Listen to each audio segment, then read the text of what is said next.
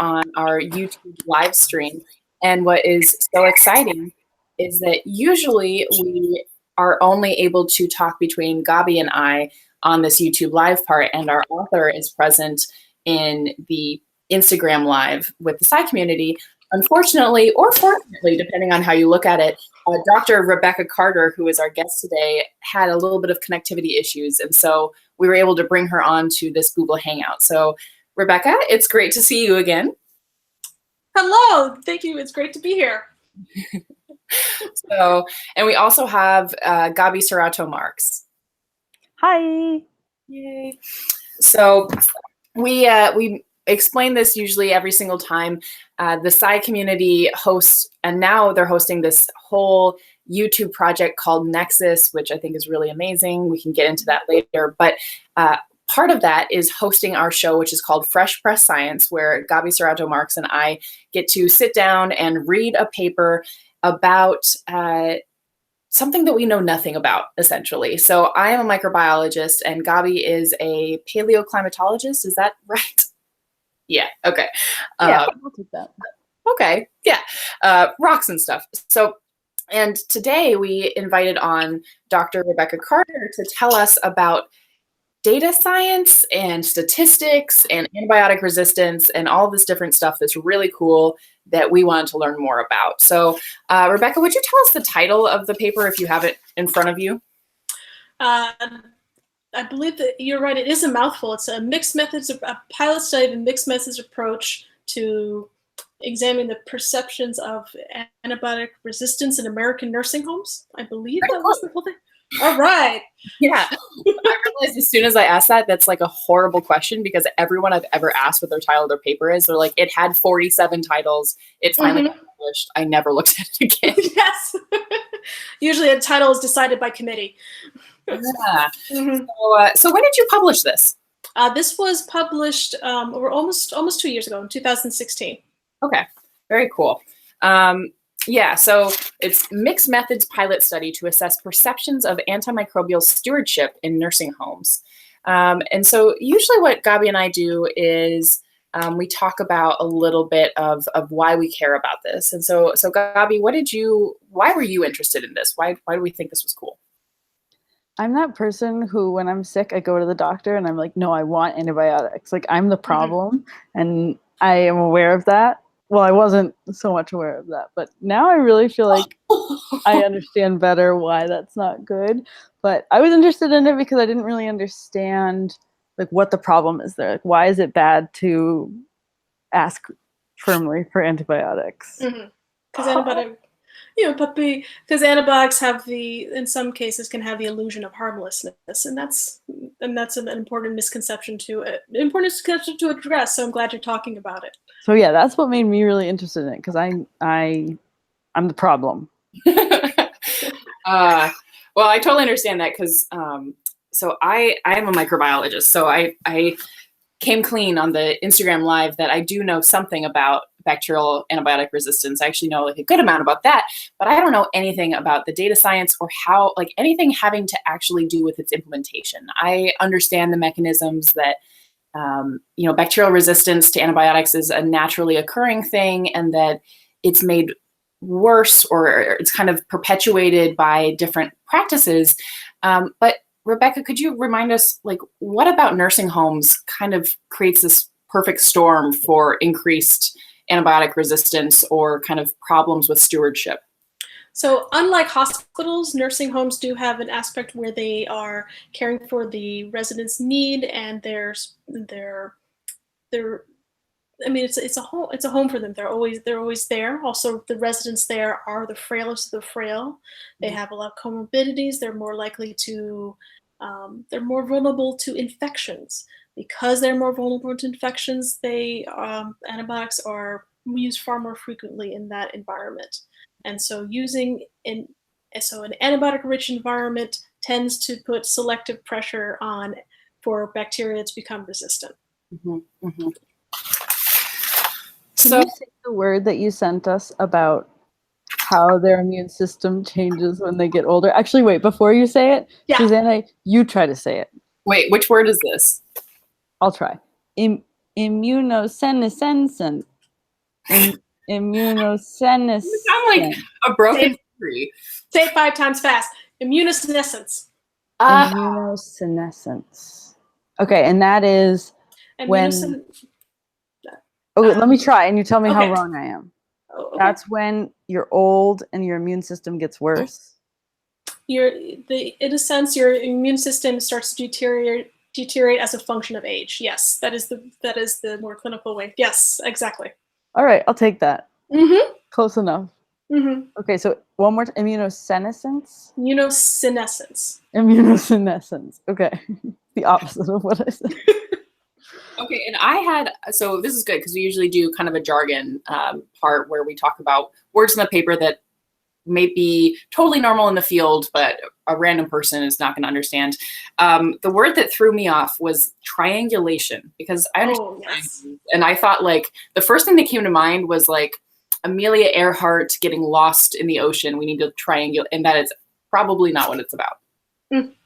So, so one way we think of triangulation, the context for using triangulation is we have our quantitative data and we've got our patterns of use, and then we've got our qualitative data. Okay, now we've talked to leadership about the quantitative data. The triangulation step is the most important part of a mixed method study. And so when we do a triangulation, we are trying to understand what is the context for our patterns of the quantitative data. So we speak to, you can do an environmental triangulation where you speak to different nursing homes, different leaderships. You can do methodological triangulation where you look at the data from, we look at the context of nursing homes describing their antibiotic stewardship in the context of their rates of use or their length of therapy. So that's where you're using 3 different approaches to get a sense of, to really hone on the themes that we arrived at in this study. Oh, very cool. So that is a perfect segue. So actually, it's a perfect segue, but we're not going to segue to the perfect thing. What I'd love to ask about, just really quickly, so everyone's on the same page. What was the basic setup of the study? You know, where was your data coming from, and who? Yeah, good question. So the data came from 6 nursing homes that agreed to be enrolled in our study, and the data that they provided was their antibiotic use data. Now, the challenge we had is that this antibiotic use data was never meant to be analyzed. It had never really seen the light of day, and it was very messy, and it was just collected in spreadsheets. It was just for record keeping. So that's how we arrived at this data set. We arrived at 6 different unique data sets that describe the patterns of antibiotic use for 1 year for a nursing home. Wow. So, and then from that, then we can actually transition to what would be good. So you came up with 6 themes. Is that kind of an aspect of getting qualitative data that you can't, because most of the work that I do is pretty quantitative. For people listening, so the analogy I gave in that Instagram Live is that qualitative data would be these apples taste better than those apples, and quantitative would be I have 5 more apples than he does. So easily numbers. So when you're coming up with themes, how do you get themes out of questionnaires? Like, how does that happen? So we got the themes because we are using entire transcripts. So we have entire transcripts of an hour each for each nursing home and each nursing home leadership group that we talked with. And so to arrive at the 6 themes, it is the process of thematic framework analysis. And that's the place that helps you systematically arrive at themes. So for example, you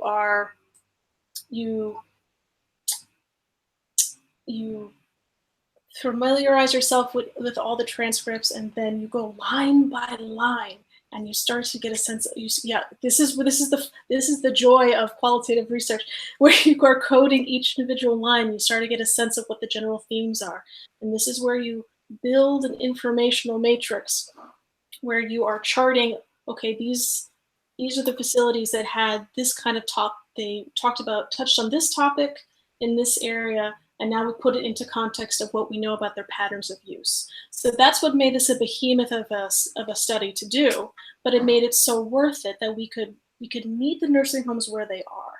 And that's the whole point of this, is that nursing homes are unique in the kind of population they're treating and their resources and the kind of staffing needs that they have.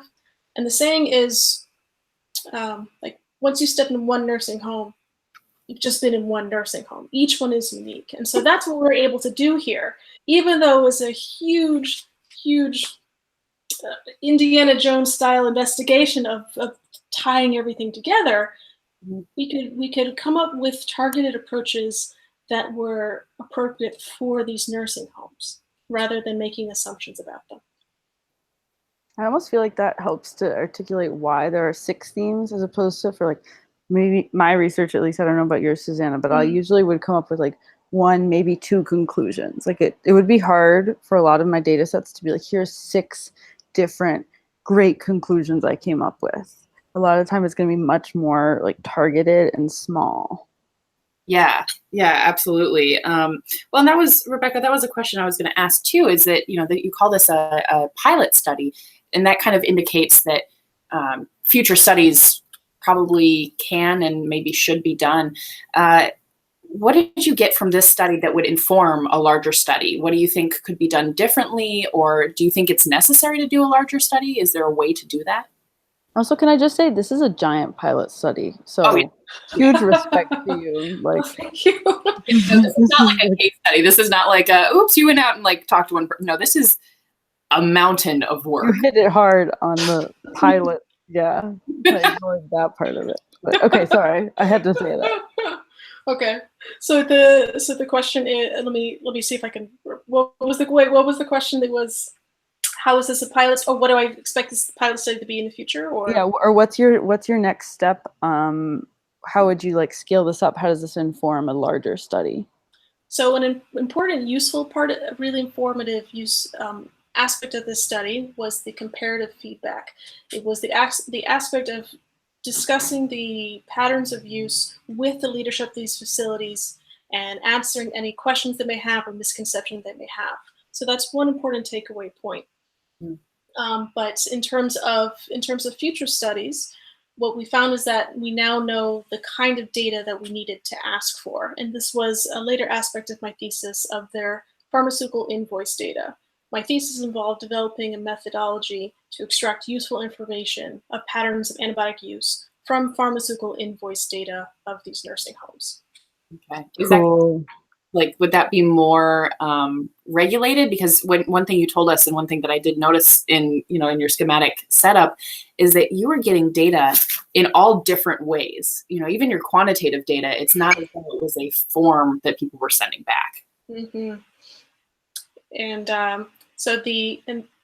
that was the challenge, is learning how to process of data linkage. How do I build a common data model so that all of the information from all the nursing homes matched up exactly, and then we could get into building the reports.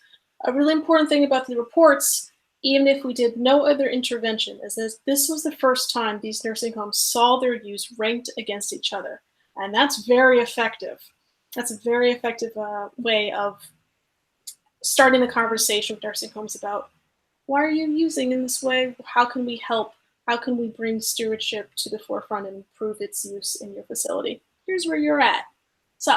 And someone asked on the YouTube live chat something related to that, which is, what are some ways to use automation or AI in the qualitative research? So how can you use any kind of automation to make those processes of data assimilation better?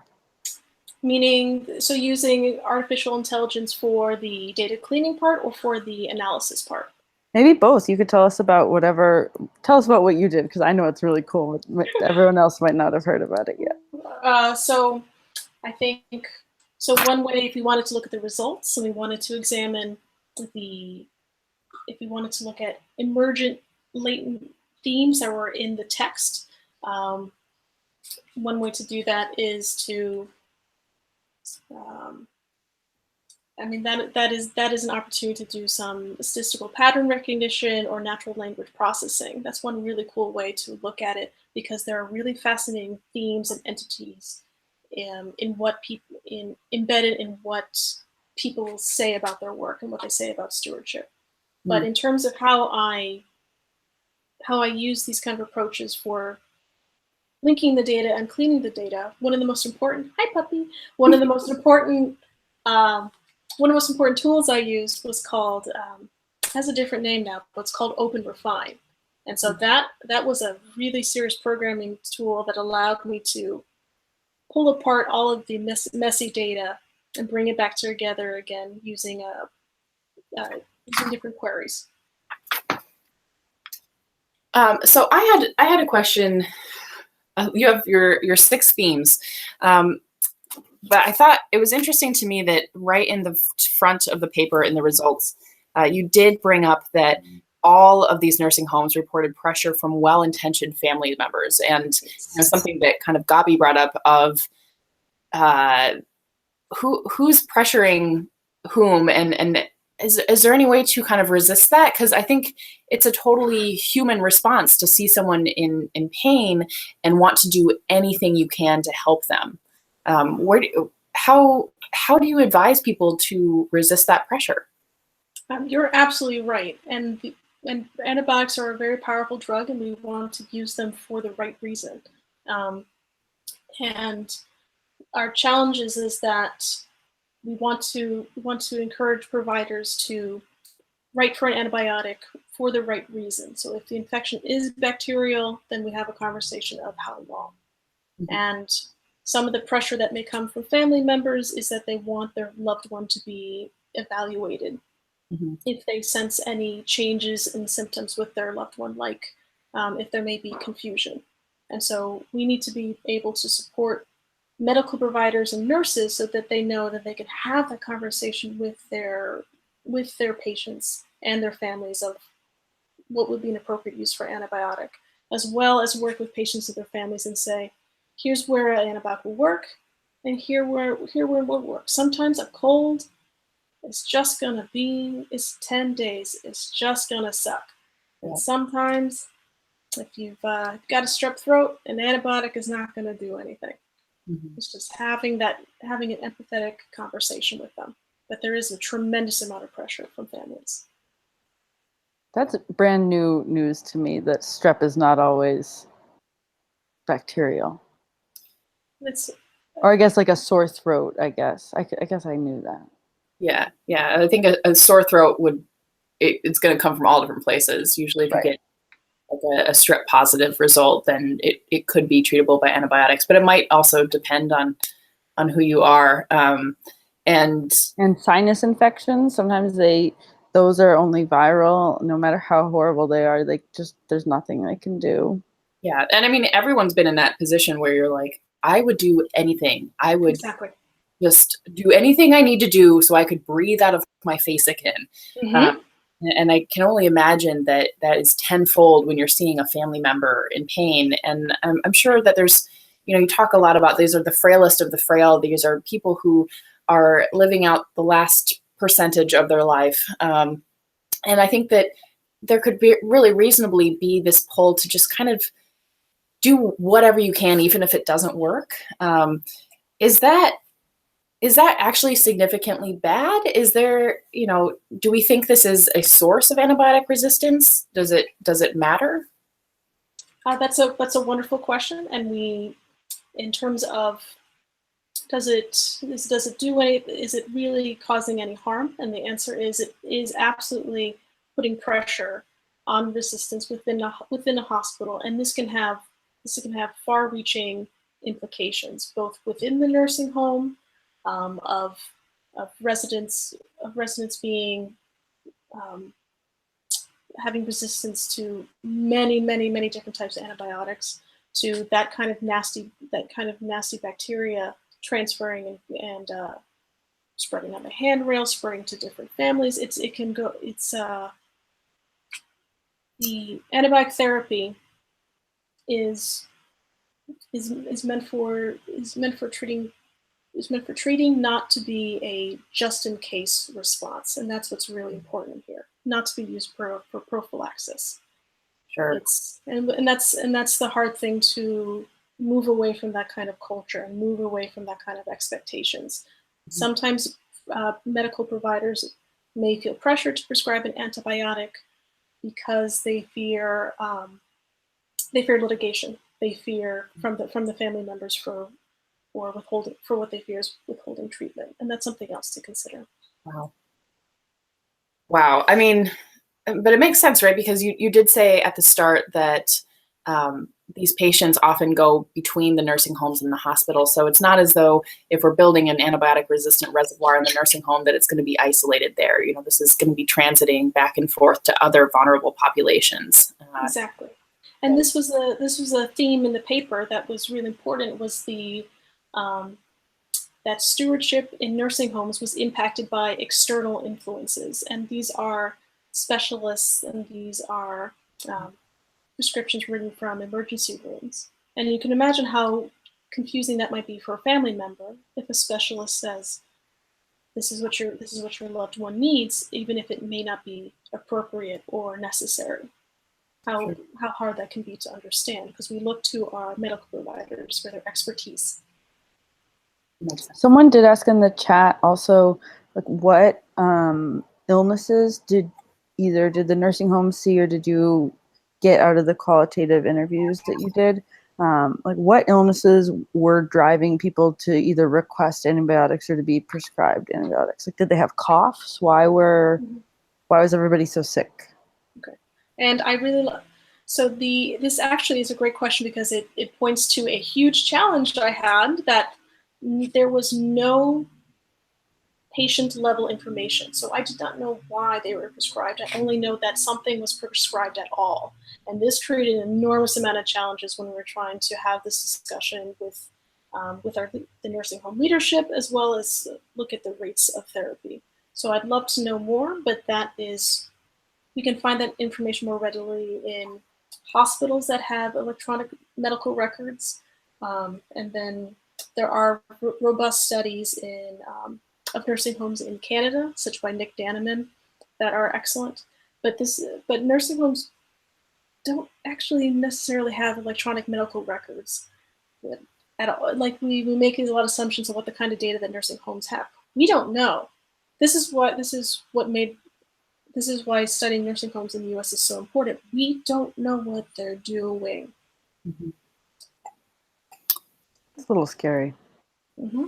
But now the Centers for Medicare and Medicaid Services has implemented a federal mandate where nursing homes now have to have a stewardship program in place and a way to monitor and report their use. So that is coming. That has been in place. But starting in 2019, then there's going to be financial penalties for nursing homes that are not making any moves towards this. That's really great. Is that something that came from the results of your study? I wish I could lay claim to that, but no. But the challenges nursing homes is, even though this is, to mention that the United States is a bit behind what Europe is doing. They're a bit ahead of us, but this is pretty much hitting nursing homes with the stick, and without giving them any sense of how they could implement these stewardship programs. Wow. So real quickly, what are you working on now? So you are Dr. Carter. How does that feel? It feels bizarre. Completely bizarre. I don't know who that person is.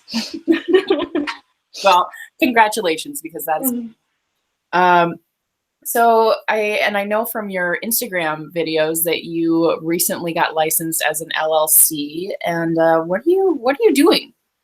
I am engaging in projects that are doing knowledge discovery for social good. So one project would be, we are looking at nursing homes from a marketing perspective, and the other times I'm seeking collaborations with other projects that help identify ways to help identify ways to help those that are vulnerable populations. Or Right. machine learning or text mining or what have you.